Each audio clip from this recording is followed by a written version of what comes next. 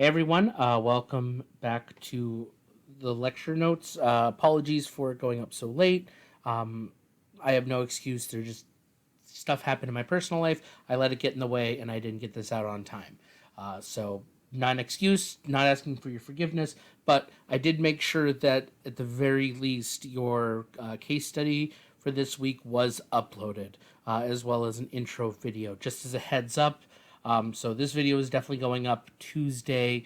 I will have the midterm exam, ideally sometime during Wednesday, posted on Blackboard.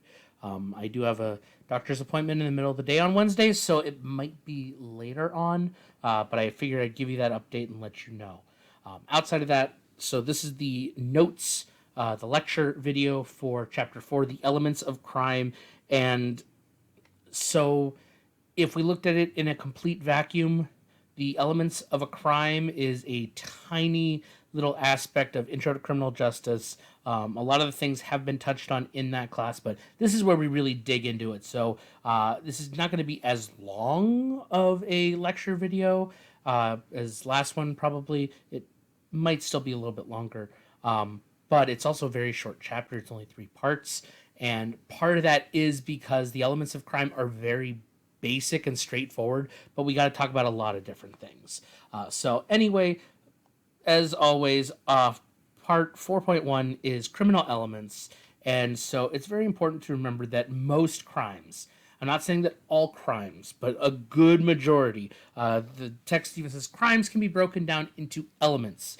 And when we say elements, we mean there are certain required pieces for a crime to be considered a crime. So the prosecution's job in a criminal case, if you remember, the prosecution acts as is a representative of the government. Their purpose is to prove beyond a shadow of a doubt, with a reasonable or beyond a reasonable doubt, that the defendant, the individual who quote unquote committed the crime, is guilty. They need to prove certain elements. And so in criminal statutes, or there are some cases in jurisdictions that allow common law crimes, but for the most part, in general, criminal law, criminal statutes all have to follow these kinds of elements that crimes have. And so, with some exceptions, but for the most part, every crime has at least 3 components, 3 elements. There's a criminal act, criminal intent, and a concurrence of the two. And we're going to talk very briefly about what that all means, and then we're going to go in depth. So, criminal act is the physical action or the lack of action that is a crime. It is against the law. The intent is the reasoning behind committing it. And of course, the Latin for these is here as well, which, hint, hint, might be on a midterm. Criminal act is actus reus. This is Latin, actus reus. Criminal intent is mens rea, mens mental. Criminal intent is the mentality behind it. Rea is intent, or rather criminal. Reus, criminal, act, actus, act. So hint, hint, trying to help you there. But so there's criminal act, there's criminal intent, and concurrence of the two. So if you're wondering what the heck does concurrence mean, I'm hoping that, your context clues lessons from way back when you were young, you might remember that, context clues, looking at the rest of the sentence, you can figure out what it means. Concurrence of the two means that both of these things, the criminal act itself and the intent behind it, there is some kind of meeting point where these two work together in clear harmony. Concurrence, they both happen. They occur at the same time. So that is what concurrence of the two means. Obviously, we'll go a little bit more in depth with it, but I want to make sure that is put forward. And then the text immediately goes into the term conduct is often used to reflect criminal act or intent elements. And so part of the reason we talk about that is because Model Penal Code explains conduct means an action or admission of its accompanying state of mind. Hear that again. Conduct means an action or omission, or an action or omission, and its accompanying state of mind. So conduct is this concurrence. It is this both the actus reus, the criminal act, and its mens rea, or criminal intent.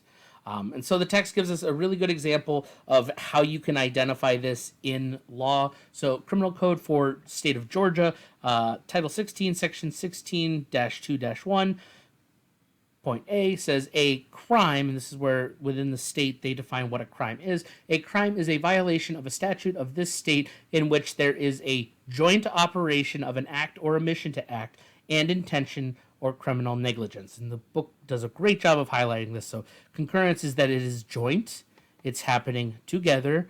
The joint operation of an act or omission to act, that's the criminal act, and intention or criminal negligence, criminal intent. So that's doing it in practice. This is how, if you're looking at a law, if you're looking at a rule, and you're trying to figure out, well, is there criminal act, intent, and concurrence? This is how you see it, at least from the legal writing side.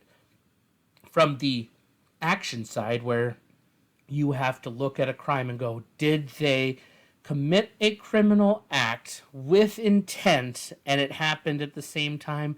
Then it gets a little bit tricky. Just a reminder that the text calls bad results, or we'll talk about it in a bit, but if a crime does require a bad result, the prosecution must also prove the additional elements of causation and harm. We're going to spend some time talking about causation and harm, but bad result, I understand why it's used. I'm not a fan of the term, but I'm also an English professor as well, so I have some very strong thoughts on word choice. But when we talk about bad result, is about a crime. So not all crimes have bad results. This is one of those things where we can say victimless crime, where there's not really harm done. A bad result typically means that there is some negative outcome, negative reaction, some kind of bad results from the action of the crime. So you burnt down a building and, well, you made several people homeless. The bad result could be that you made them homeless. If you burned down a building that was going to be demolished and nothing was really damaged, does it necessarily have a bad result? No. So that's why I said I'm not a fan of the term, but I understand why it's used. And that's the one thing I want to mention as we go through this. When we talk about bad result, it just means that there is a negative outcome from the commitment of the crime.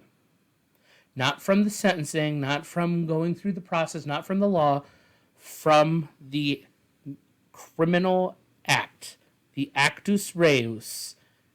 If it ends in a bad result, that is what we're talking about.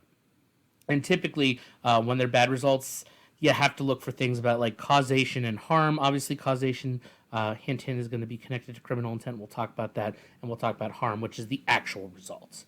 Another thing that the textbook talks about, so what this chapter is all about is breaking down this very basic thing, and that's kind of why I said it's simple, but we're going to go more in depth.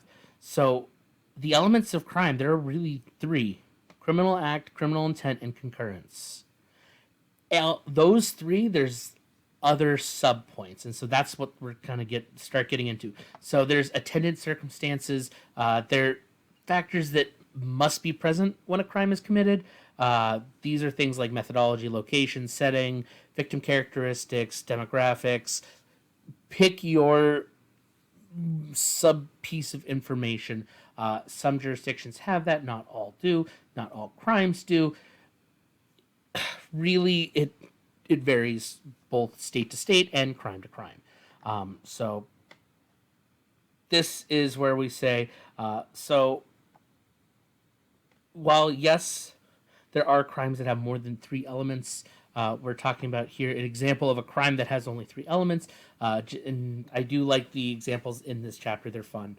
Not fun, but they're interesting to talk about in relations. So Janine gets into a fight with her boyfriend, Conrad, after the senior prom. She grabs Conrad's keys out of his hand, jumps into the car, and locks all the doors. When Conrad strides over to the car, she starts the engine, pulls the car into drive, and tries to run him down. It's dark, difficult to see, and Conrad easily gets out of the way and is unharmed. However, Janine is thereafter arrested and charged with attempted murder. In this case, the prosecution has to prove the elements of criminal act, criminal intent, and concurrence for attempted murder. They don't have to prove causation or that Conrad was harmed because attempted crimes don't have a bad result. So, really, bad results are the crimes that require so much more. Ones that don't, it's pretty much less, and we'll talk about some of that as we go in. And so this is where we're going to start diving in. So criminal act, like I said, actus reus, it's just the illegal action, unlawful bodily movement, according to New York penal law from 2010. Across the board, no matter where they're from. So this is one from the Alabama Criminal Code, Section 13A, 6-43, kidnapping in the first degree. A person commits a crime of kidnapping in the first degree if he abducts another person with intent to, and then here are all the additional reasons: hold for ransom or reward, use them as a shield or hostage, all that. The criminal act is abducts another person. Criminal acts are very straightforward. Criminal statutes in any jurisdiction, location, whatever it is, they will have to describe what the criminal act is. So abducts another person, that's the criminal act. So one thing when we talk about criminal act, this is the big piece. The requirement of voluntariness. Criminal acts, one of the very few required pieces of a criminal act is that the person performed it voluntarily. They weren't coerced, they weren't forced, they weren't being controlled, the person chose to do it. That's why there is a difference between involuntary manslaughter and murder and manslaughter. Like, voluntariness is an important component of this. You can't have a policy that says, everyone that's ever killed a person needs to be sentenced to murder and therefore they are put on either death row or life imprisonment. What if it was an accident? What if the direct actions did not lead to the death? And we'll talk about that in a bit. Who's to blame? Do you put, the little old lady who she got hit and her car went through the intersection and killed a pedestrian? Does she go to jail? Like, this is why voluntariness is important. The voluntary act. They are choosing to do this act. So one voluntary act is enough to fulfill the voluntary act requirement. So this is where I get to say, if there's an involuntary act and a voluntary act. So in my example of an old woman getting hit and accidentally killing someone, technically speaking, the old woman wouldn't be charged. It'd be the person behind who made the voluntary act to rear end the old woman, and the involuntary act was that the old woman's car killed the pedestrian. You could make that argument, but that's just an example. So with this in mind, the Model Penal Code gives following examples of acts that aren't voluntary and therefore not criminal, and like them or hate them, these are the list that the Model Penal Code gives, which is reflexes, convulsions, bodily movements during unconsciousness or sleep, conduct during hypnosis or resulting from hypnotic suggestion, or a bodily movement that otherwise is not a product of the effort of or determination of the actor, either conscious or habitual. That last one is very wordy, but the basic breakdown of that is that if the person's body would not normally do this, whether they were conscious or doing it out of habit, then clearly it is not voluntary. But reflexes, convulsions, bodily movements during unconsciousness or sleep, these are real things. When people have strokes and heart attacks and aneurysms while driving, Are they liable for damage they caused? No, because it was involuntary. And you deal with some larger proponents of that and things of that nature. But this is what we're talking about. The hypnosis part, it is, how do I want to say it? Hypnosis itself is a weird in between point of pseudoscience and science. So the fact that we do have it in the model penal code to at least mention that under that suggestion that it can't be liable means that it does give some protection, but I wonder, could you make that argument? There's a whole lot with that. All right. Anyway, going through this example of an involuntary or non-criminal act. Perry is hypnotized at the local county fair. Hypnotist directs Perry to smash a banana cream pie into his girlfriend. Smashing a pie into a person's face is probably battery in most places, but Perry did not commit the act voluntarily, so he should not be convicted of the crime. Punishing Perry for battery would not specifically deter Perry from performing the act again while hypnotized because he is not in control of his behavior when experiencing this mental state. Very short going through that. Yeah, it brings up an interesting question about throwing a pie in someone's face. Is it assault? Is it battery? Anyway, but because he is quote unquote hypnotized, he would not be guilty of that. So this is the example I really wanted to talk about, and that's the voluntary act followed by a non-voluntary. And this is related to my point about the old woman going through the intersection. So Tim attends a party at a friend's house and consumes several glasses of red wine, then attempts to drive home in his vehicle. While driving, he passes out at the wheel and hits another vehicle, killing its occupant. Tim can probably be convicted of one or more crimes in this situation. Obviously, drinking under the influence is a big one. I don't think I need to explain that to any of you. Excuse me a second.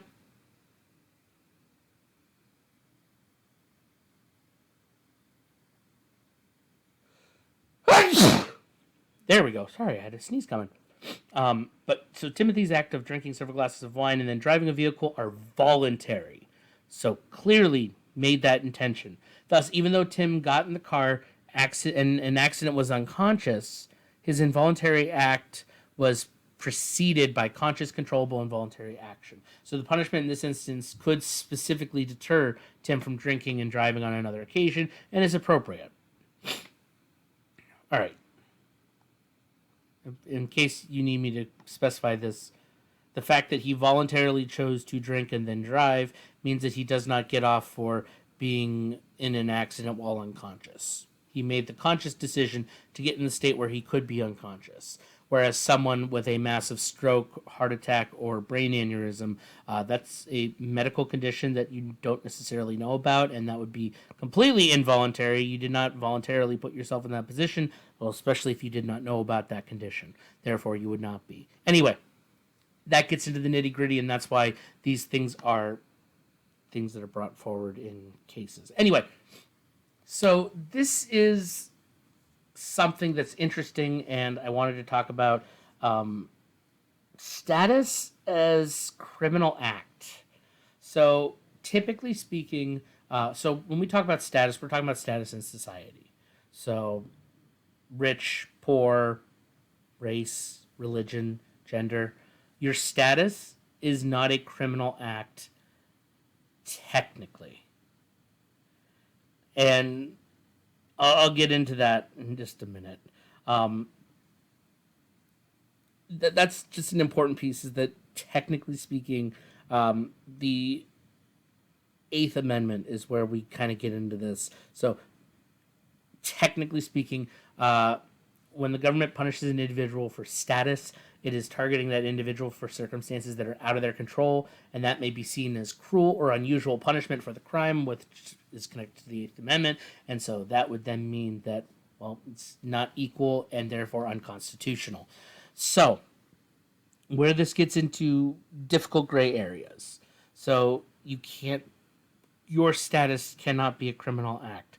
So, this one example here, Robinson versus California, 1962. This is the case that we're talking about right here. This is not the one that we're doing for our case study, but it's important to talk about. the Supreme Court held that it was cruel and unusual punishment that an individual who is a drug addict is considered illegal. It doesn't matter if the person has drugs, whether legal or not. It's the fact that they're being punished for their status as being addicted to drugs, where we would more modernly say, well, this is a mental health disorder, this is a serious health issue, they need help. So obviously nowadays we go, they need to be put into counseling, they need to get some medical help and make sure that they can get off of that kind of drug. So instead of just, well, you had the drug, you're doing the illegal thing, your status is a drug addict, sorry, you're going to prison. No, no, no, no, no, no, no. If you possess a lot of drugs, yeah, you get in trouble. So this was that case where, and this is why I said status is a weird thing. So if the defendant can control the actions at issue in spite of their status, defendant's conduct can be criminalized. But if their actions are kind of directly related to their status, it's harder to make that argument. So the other example that this paragraph does is Powell versus Texas, 1968. Drunk in public. Yes, we understand that alcoholism is as well an equally bad mental health disorder. But the line for what is and is not considered important or valid as far as mental health is weird, especially in the 1960s, even today. So it's not impossible for an alcoholic to go without drinking. So yeah, they're responsible for being drunk in public, but a drug addict, they can't control themselves, and so they're not. It's a very, very, very fine line, and I wonder personally how we will continue with this as we, as a people, understand more about mental health and more about the way the brain works.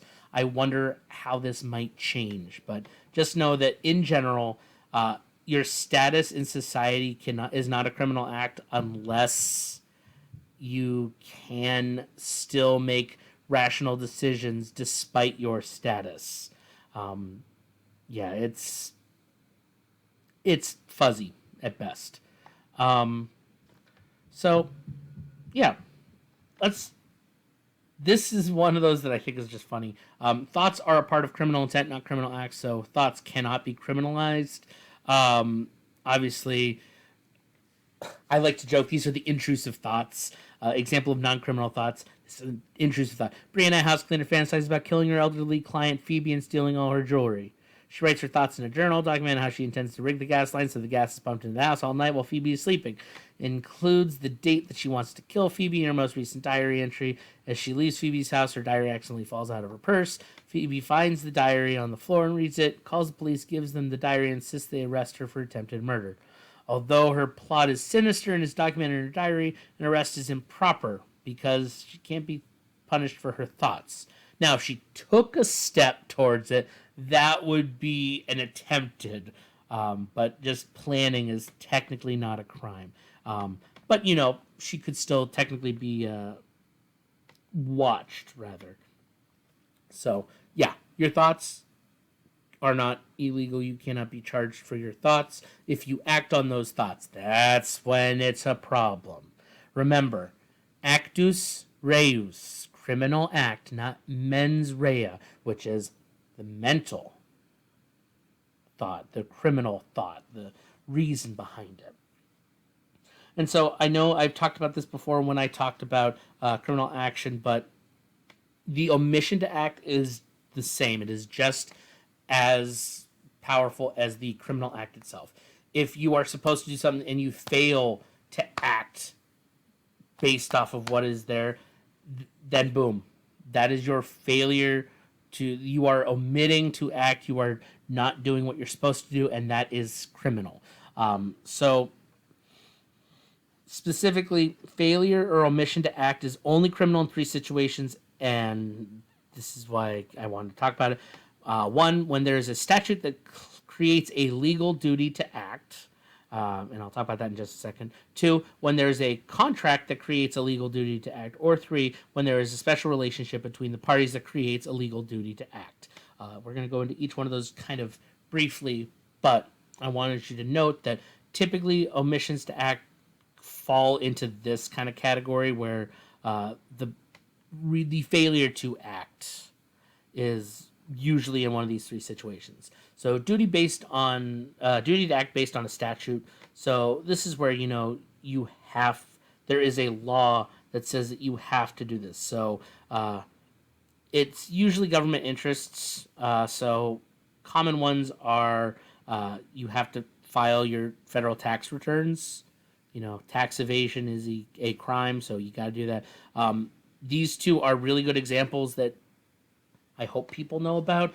So healthcare professionals, if you are working in a hospital, an ER, whatever, and an individual comes in with a gunshot wound, they have to report all gunshot wounds to the local municipalities. So technically, if you go into the ER because you shot your foot while cleaning your gun, terrible example, and I hope no one ever does this, but if you did and you went to the hospital and they patched you up, they would still have to report that it was a gunshot wound, and that goes into the system. The other example, and this is one that's relevant to me because I'm a teacher, but the duty to report child abuse. If you've worked in any kind of childcare, you're familiar with the term mandated reporter. If not, let me be the one to tell you.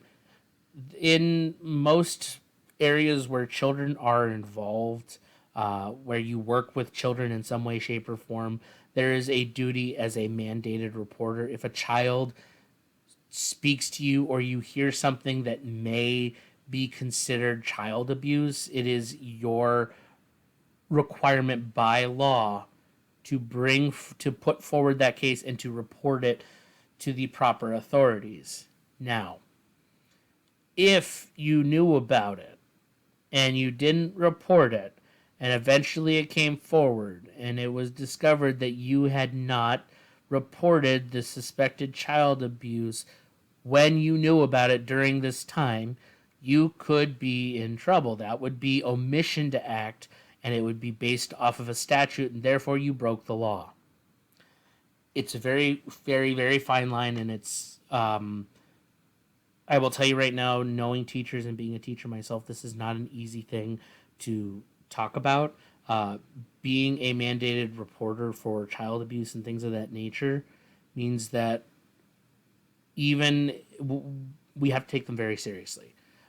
Even if a kid's joking around, we need to make sure that it's not a joke, and that kind of thing. Anyway, just wanted to put that out there.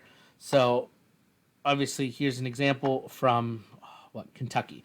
So, Kentucky, the duty to report dependency, neglect, or abuse, husband, wife, and professional client-patient privileges, not grounds for refusal to report. Exceptions, penalties. Any person who knows or has reasonable cause to believe that a child is dependent, neglected, or abused shall immediately cause an oral or written report to be made. That is the duty to act. Any person who knows or has reasonable cause to believe that a child is dependent, neglected, or abused shall immediately cause an oral or written report to be made. Boom. All right. So at common law level, it was not criminal to stand by and refuse to help someone. So technically, while this Kentucky statute says that any person who knows about this has to do this, this is where we have Good Samaritan statutes. This would be a good example of similar kind of style where if you don't know what a Good Samaritan statute is, it's the same if you've ever heard of the story of the Good Samaritan. It's the idea that you, as a person on the standby, as a passerby, in an emergency situation or an accident, you are responsible for helping. There are provisions that protect the individual from liability. So Minnesota's Good Samaritan law, this is the one that most people know about if you've heard Good Samaritan law. So very, very, very basic. This is the actual Good Samaritan law from Minnesota. Why my brain could not process that. So, duty to assist a person at the scene of an emergency who knows that another person is exposed to or has suffered grave physical harm shall, to the extent that the person can do so without danger or peril to their self or others, give reasonable assistance to the exposed person. Reasonable assistance may include obtaining or attempting to obtain aid from law enforcement or medical personnel. A person who violates this subdivision is guilty of a petty misdemeanor.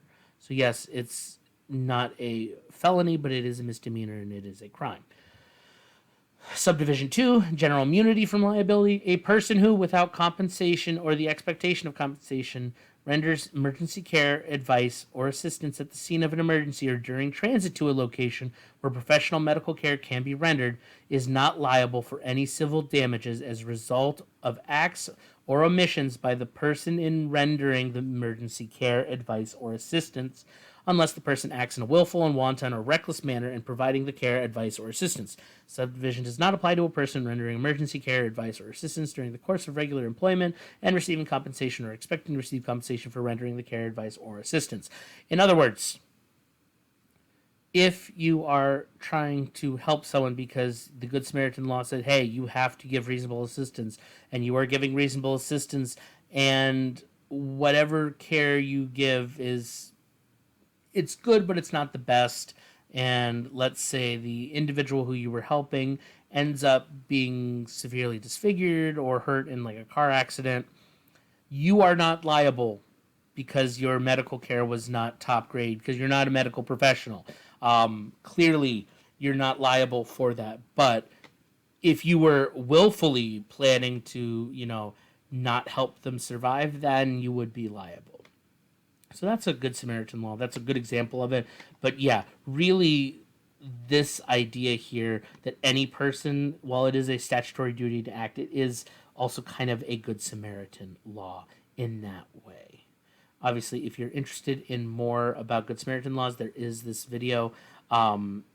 It's about California Supreme Court case regarding civil liability of a Good Samaritan. The whole thing around a Good Samaritan law is very interesting. That's all I'm going to say. All right. So, duty to act based on a contract. This is just simply put, you have a duty to help.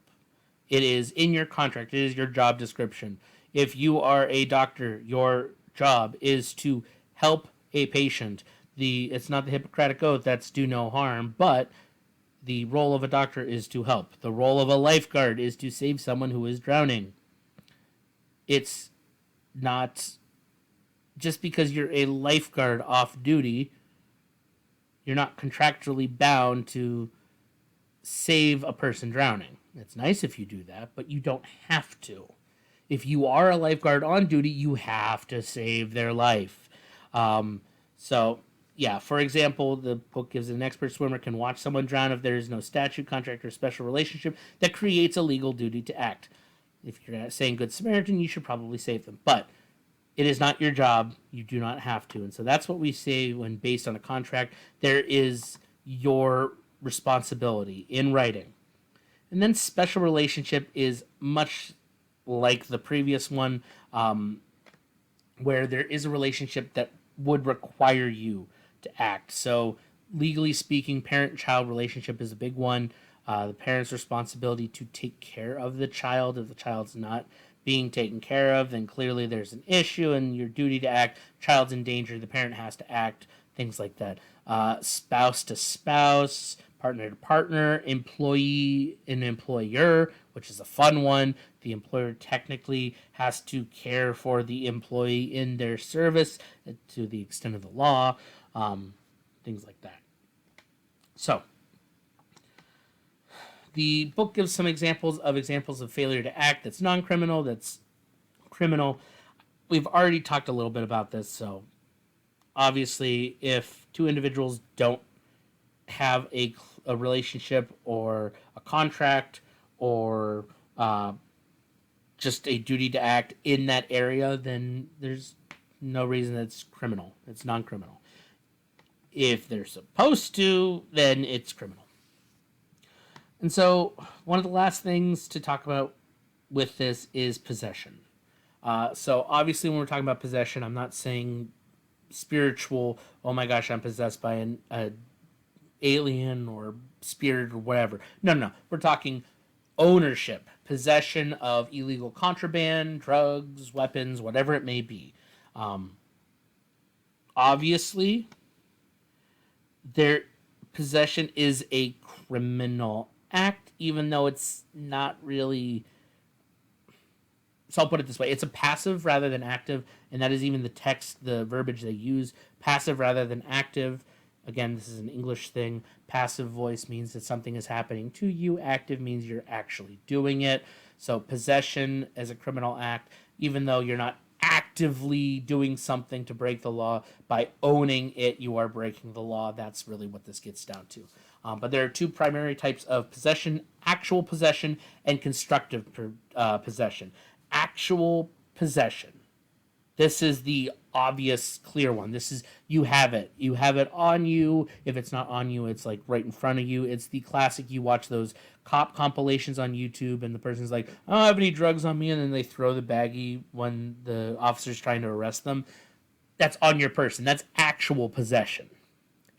Constructive possession is different. So it's not on the person, it's not in their close vicinity, but it's within the individual's area of control, as the book puts it. And what we mean by area of control is their house, their car, their backpack, their whatever it may be. It's not. It is not physically on them. It is not physically like within their exact grasp, but they're in control of the area where they're putting it. So, yes, if you possess an illegal weapon, drug, paraphernalia for a drug, or whatever, and you keep it in your car, yes, it's not technically on your person, but it is within your owned area somewhere where you have direct access, and so therefore it is possession. Anyway, so there is unenforceable possession statutes. So a state has a criminal statute that prohibits being within 100 feet of any quantity of marijuana. So a person sits next to an individual on the subway, they smell marijuana, does a pat down, discovers that the person they sat next to has a large bag of marijuana, and arrests both people. Because he's within 100 feet, is prohibited by the statute, he's in trouble, but he shouldn't be because he didn't have it. And that's where intent comes in. But yeah, this is a whole issue. So realistically, just because you smell like marijuana does not mean that you have marijuana. And as we get closer and closer to marijuana just being legalized in general, I feel like this is going to continue to decrease conversations, but that's pretty much the big one. All right, moving on to intent. Sorry, I'm just scrolling through. Criminal intent 4.2. Look, there's a lot of learning objectives here, but they're all pretty straightforward. So we talked about the act of it. Now we're talking about the intent, the mens rea. It's the general idea that you had an idea and a decision to do this. So under common law, all crimes consist of an act carried out with a guilty mind. Obviously, in modern society, intent is fault. It's the basis for fault, and punishment tends to be supposed to be closely related. So, chapter one talked about grading as far as criminal intent elements. Crimes that are, quote, evil are malum in se. These are, things like murder, the ones that we all agree are bad. We don't need to have a debate over, well, this could be bad, depending on this. No, murder, bad, top level. We know that. And then as they lack certain intent elements, they get lower and lower. So New York penal law, here we go, murder in the first degree. Like I said, murder is the easy one. This is the obvious one. So a person is guilty of murder in the first degree when, with intent to cause the death of another person, they cause the death of such person or of a third person. And by third, they don't mean that you killed another two people. They mean It's either that person or another individual, because we're using generic person here, so that's the third person. It's a third party person. Again, we're talking English semantics. It's not really that important. But so New York penal law, you're guilty of murder in the first degree when you have the intent to cause the death of another person. Clear criminal intent of murder. And that is obviously the high level stuff. So, common law criminal intent. Common law criminal intent ranked in order of culpability are malice aforethought, specific intent, and general intent. We're going to talk about each one of those kind of rapid fire, but so malice aforethought is special common law intent designated for only one true crime, and it's the one that we've talked about already. It is murder. The definition of malice aforethought is intent to kill. Malice, evil, aforethought, before the process. Literally, society as a whole, we view killing and murder particularly as the worst thing possible. So malice aforethought is used directly for murder, and it is always that is it premeditated. That's where we get into the fancy words. Premeditated. It was thought out, planned out, things of that nature. Malice aforethought means that there was an intent to kill. Whether you planned it out for weeks and weeks and weeks, or in the moment you went, I am going to kill this person. That is malice aforethought. You are intending to kill. All right. Specific intent is the highest level, right below murder. So these are all the bigger crimes that are kind of important. So when we talk about specific intent, criminal statutes rarely describe their intent element as specific or general. They're not really specified, but like they're not specified in the law. But when you look at them, you can tell if it's specific or general. The basic breakdown is that specific is high level of culpability. So there's a very clear goal, an idea. They intend to do more than just the criminal act, or they know that it's illegal. General intent is just you intended to do a crime. Specific intent is I wanted to do the crime, but maybe more. I wanted to break into someone's house, but I also wanted to steal enough stuff so that I could buy a fancy TV. That's specific intent. General intent is I just wanted to break into a house to see if I could. Very different levels of intent. So in particular, crimes that require specific intent usually fall into one of three categories.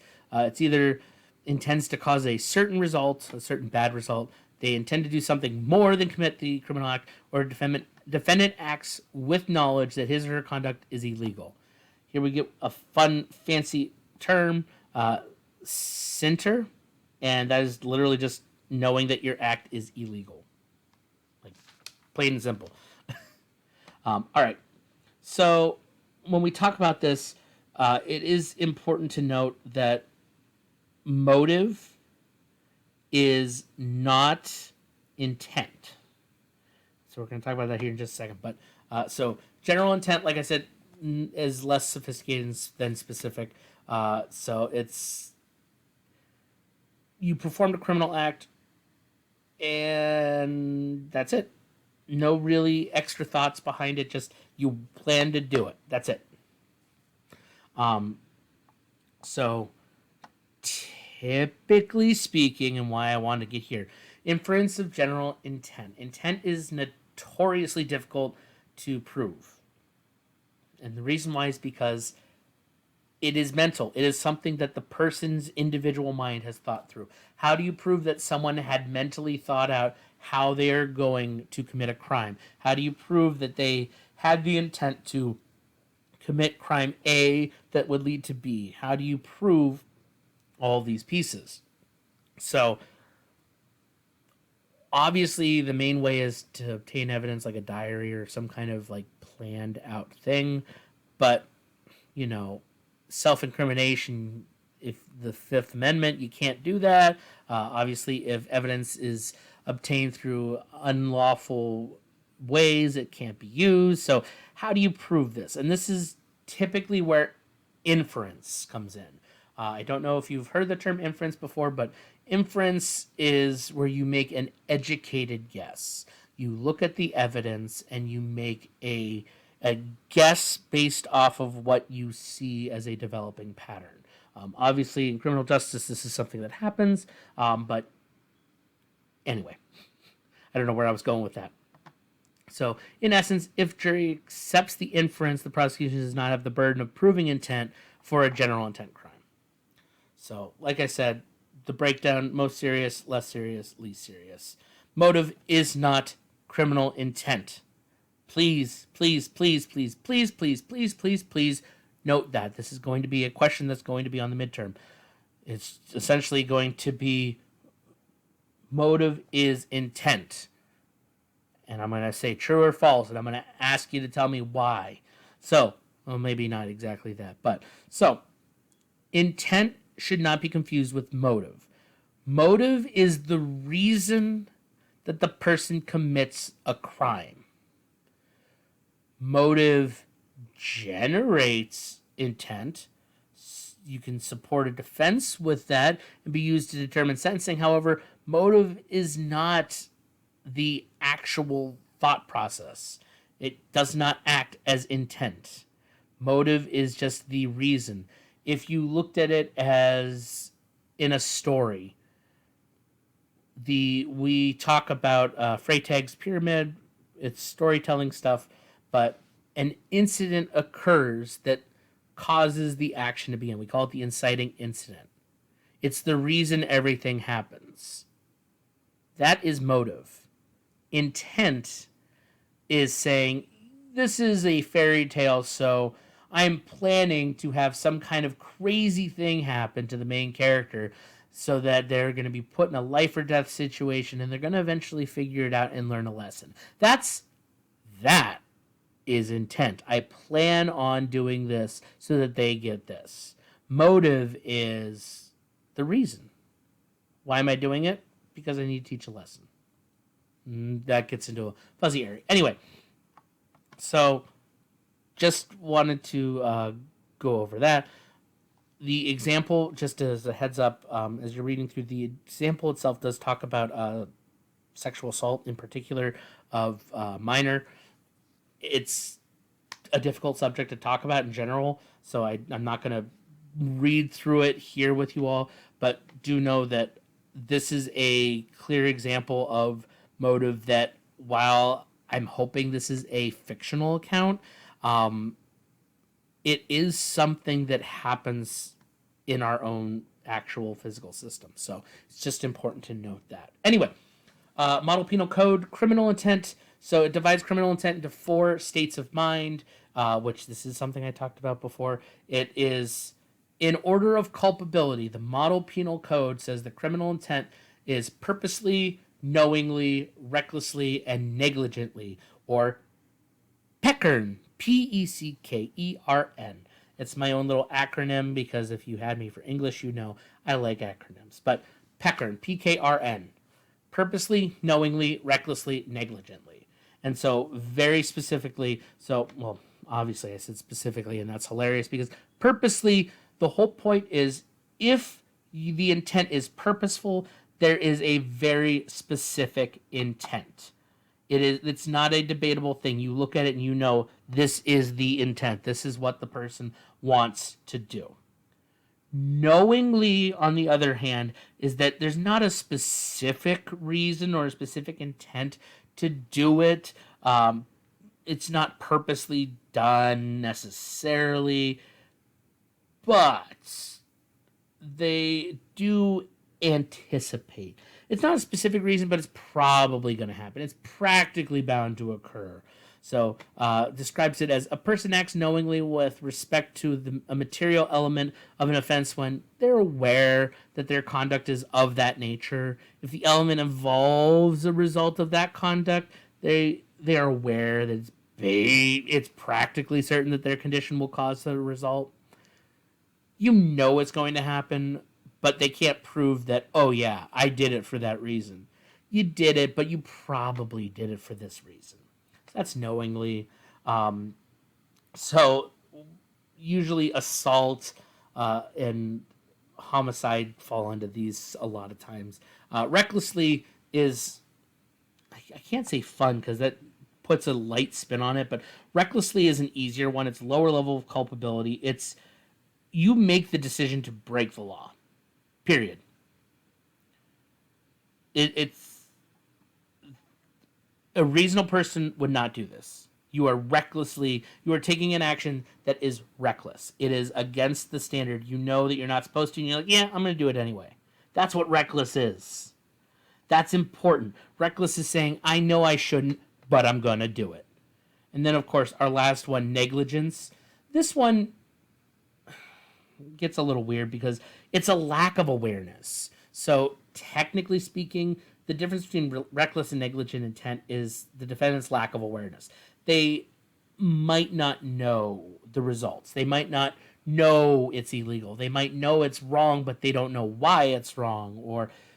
And there's an argument to be made if it's negligible because it's unclear, or if it's negligible because the individual is not able to understand it, and that gets into a deeper thing. We're not going to dive into it. But those are the 4 breakdowns. So purposely, knowingly, recklessly, and negligently. So that's criminal intent. Just in general, as another thing, strict liability. There is an exception to the requirement that criminal intent element in a case, and that is strict liability. Strict liability offenses have no intent element. It's typically found with vehicle codes and tax violations. It's like you don't need to prove that you're doing it with a reason. You're just breaking the law. You were speeding down the road. I don't need to prove that you were speeding because you were mad at someone or you were. No, you sped. Period. End of story. You didn't file your taxes. I don't need to know if you were doing it to try to evade paying money or not. You broke the law. Period. That's why strict liability is really, it's a small percentage of the actual laws. And then there's transferred intent, and this is kind of going back to my example earlier about the old lady and the guy hitting her and she accidentally killing someone. So occasionally, a defendant's criminal intent is not directed towards the victim. So technically, depending, and this is again jurisdictions, because remember we're a dual federalist system. We have a federal government and we have a individual state government. A state by state could say, well, here, if the person committed the crime that led to this action, they're liable rather than the person who did the action. It gets really weird, but transferred intent really is just that if a bad result happened to a victim, a particular individual, when you're trying to follow back and figure out who actually committed that crime, you go, okay, it wasn't the person that directly did it, it was the one before that, or 3 before it, or wherever it may be. So that's where that gets into. And then we have vicarious liability, which corporate liability is the same thing. It's just at the bigger level. It's at the corporate level. It's the, a business has a certain requirement, that kind of thing. So vicarious liability, it's similar to transferred, but it's the best way to explain vicarious and corporate liability is guilty by association. You are part of the company. You are directly connected to the individual. You're best friends with the person who stole money, and you are the person who they went to, and you housed them. You are an accessory to it. That is vicarious liability. That's really where it gets into. In civil law, it's a little bit different, but this is what we're talking about. So then we just need to briefly say concurrence of act and intent. We've talked about this right at the beginning, and I just kind of want to double down. It's the fact that they both happen in the same moment of time. So you plan to commit the act and you commit the act. Boom. That's it. No questions. Concurrence just means that they happen at the same time. Remember that. So obviously there are situations where, excuse me, just had a hiccup. Technically, there are some cases where there aren't concurrence. So our text gives us an example. Cherie decides she wants to kill her husband using a handgun. As she's driving to the local gun shop to purchase the handgun, her husband is distracted and steps in front of her car. She slams on the brakes as a reflex, but doesn't stop in time and kills her husband. She can't be prosecuted for criminal homicide, despite the fact that she wanted to kill him and intended to kill him. The intent and the act were not in concurrence. She did not intend to kill him in that exact moment. She was planning to do it later, and she killed him. They weren't together in concurrence. Therefore, technically speaking, she's not guilty of criminal homicide. Technically. Obviously, that's an ethics question, and we can dive into that. It is a personal thing. But the last chapter, part of this, 4.3, causation and harm. This one I can bullet through. So causation and harm, what we're talking about here, harm should be pretty obvious. I'm not going to spend really any time talking about it other than harm, bad results, death, injury, loss of blank.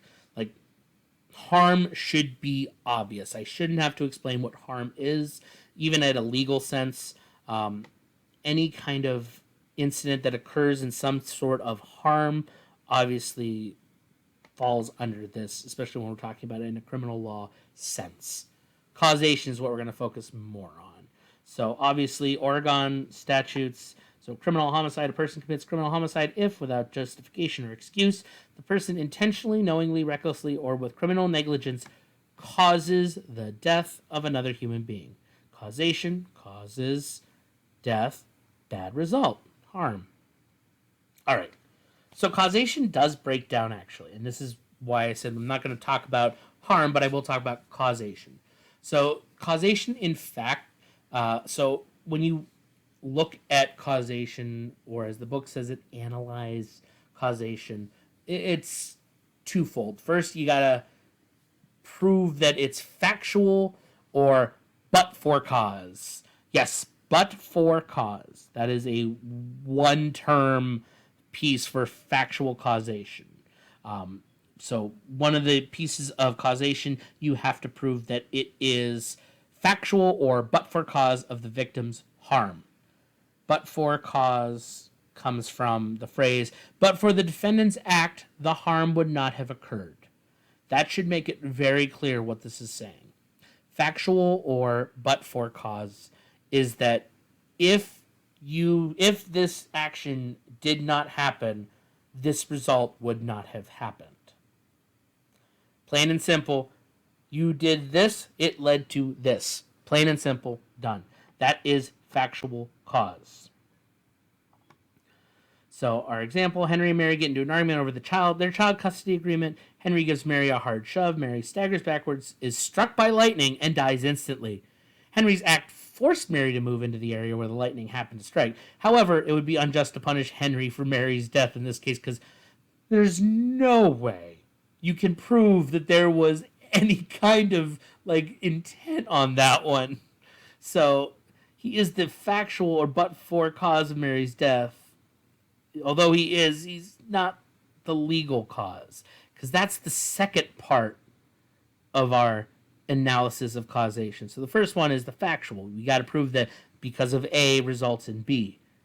Legal causation. This is the other part. This is ensure fairness. This is where, the right to a jury. This is this kind of stuff. The defendant must also be the legal or proximate cause of the harm.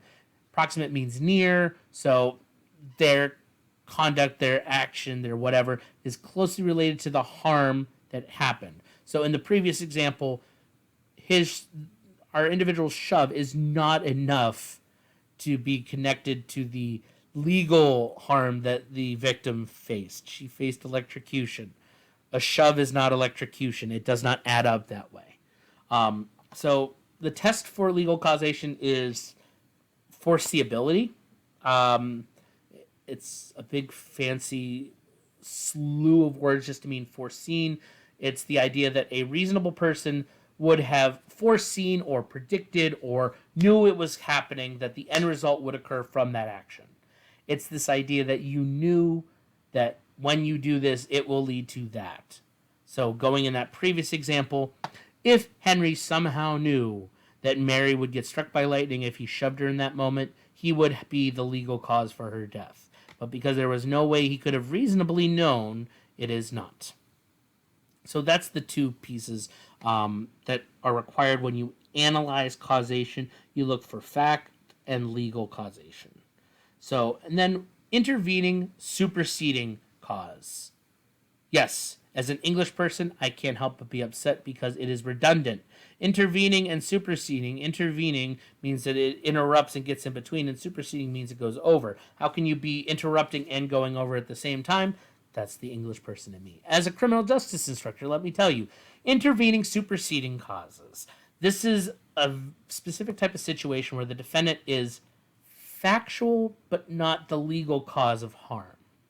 So it's typically someone or something interrupts the chain of events that was started. So an intervening, superseding cause, an individual starts causing the damage, but something happens that interrupts that process. This is an intervening, superseding cause. So typically, it cuts the defendant off from criminal liability because it's much closer to the resulting harm.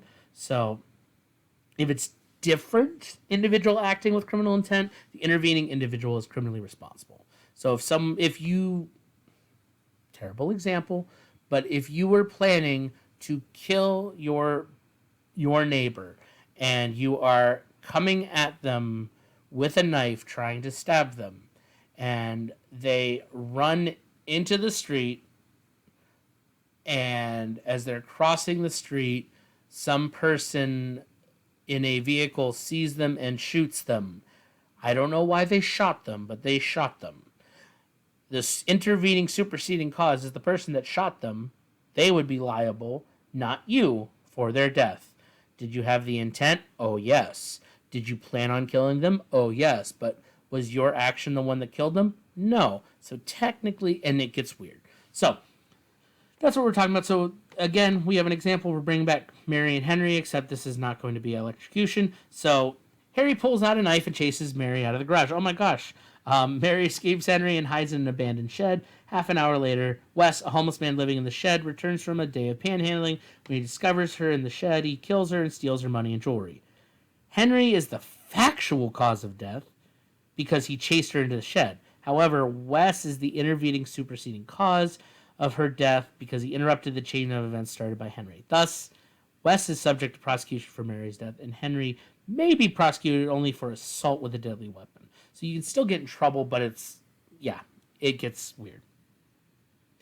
And so, truly, this is the last thing that I'm going to talk about in today, so I guess it was a little bit longer. Sorry about that. 1 in 3 years and a day rules. So when we talk about criminal homicide cases, it's important to note that the harm at the end of a homicide case is death. Pretty straightforward. The causation analysis could be complicated if the victim survives. If someone attempted to murder someone and they weren't immediately killed, but they died in transit to the hospital, while in the hospital, they were in a coma and died while in the coma, like, how do you process that? And so it's complicated. So because of modern technology, victims stay alive on machines for many years after they've been harmed. It's unreasonable to hold the defendant responsible for a death that occurs several years after their criminal act. Yes, obviously, if someone caused someone's death, you'd want to hold them responsible. But is it reasonable to say, well, their act just put them in the hospital. They died in the hospital. Is it really their fault?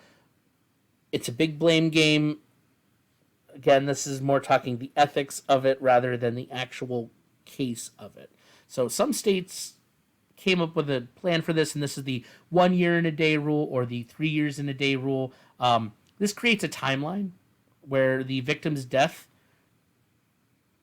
corresponds within that time. It changes the causation analysis. So under a 1 or a 3 years in a day rule, the victim of a criminal homicide must die within the specified time for the defendant to be criminally responsible. So technically speaking, if you attempted to kill someone and you were not successful and they were hospitalized and put in a medically induced coma and they were there for exactly, and let's say you're in a state that has a 3 years in a day rule. If they die 3 years from that initial attempt, it is under the 3 years in a day rule, and you could be still responsible. You would have that criminal homicide on you.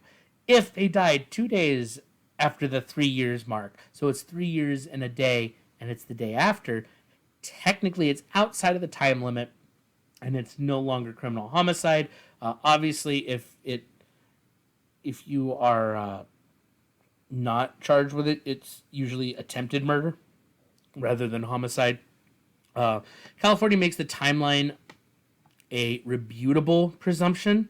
So obviously, if the individuals can prove that the direct action is what led to their inevitable death, they can still be charged for murder, even though it's past the specific timeline set forth. So it's important to note. So here's the California Penal Code, Section 194. To make the killing either murder or manslaughter, it is not requisite that the party die within 3 years and a day after the stroke received or the cause of death administered. If death occurs beyond the time of 3 years and a day, there shall be a rebutable presumption that the killing was not criminal. The prosecution shall bear the burden of overcoming this presumption. In the computation of time, the whole of the day on which the act was done shall be reckoned the first.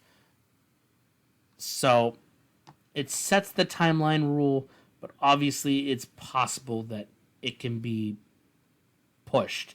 And this is why I said I wanted to talk about it too. This is not to be confused with statute of limitations.